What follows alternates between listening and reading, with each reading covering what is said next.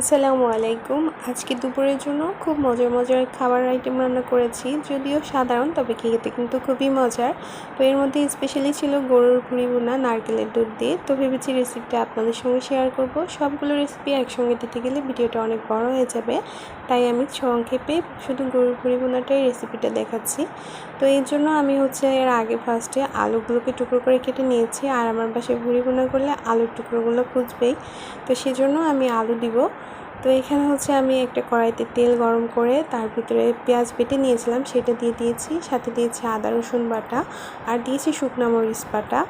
তো একে একে এখন আমি লবণ, তারপর হলুদ, জিরা, ধনিয়া গুঁড়া এগুলো দিয়ে দিচ্ছি। দিয়ে মশলাটাকে খুব ভালো করে কষিয়ে নেব।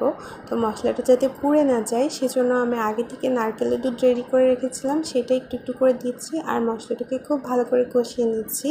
মশলাটা কষাতে কষাতে দেখা যাবে এক ফাঁকে তেল ফুটে উঠেছে, ঠিক তখন আমি এর ভিতরে আগে থেকে সিদ্ধ করে রাখা ভুঁড়ি দিয়ে দিচ্ছি। আর এটাকে আমি আগে থেকেই লবণ হলুদ দিয়ে জাল করে নিয়েছিলাম আর পরবর্তীতে প্রেসার কুকারে বাসি দিয়ে নিয়েছি, যাতে সিদ্ধটা খুব ভালো করে হয়। তো ভুঁড়িটা দিয়ে ভালো করে কষিয়ে নেওয়ার পরে এক পর্যায়ে আমি আলুগুলোও দিয়ে দিলাম। আর আলুটা দিয়ে খুব ভালো করে কষিয়ে নিয়ে নারকেলের দুধটা দিয়ে দিচ্ছি, যাতে আলুটা সিদ্ধ হবে আর ভুঁড়িটাও খুব ভালো মতো জাল হবে।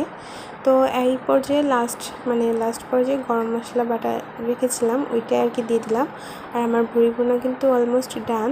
আচ্ছা, ভিডিওটি ভালো লাগলে প্লিজ একটা লাইক দেবেন, আর এরকম ভুঁড়ি ভুনা খেয়েছেন কিনা কমেন্টে জানাতে ভুলবেন না কিন্তু। তো আজকের ভিডিওটা এই পর্যন্তই, এখানেই বিদায় নিচ্ছি। সবাই ভালো থাকবেন, সুস্থ থাকবেন। আল্লাহ হাফিজ।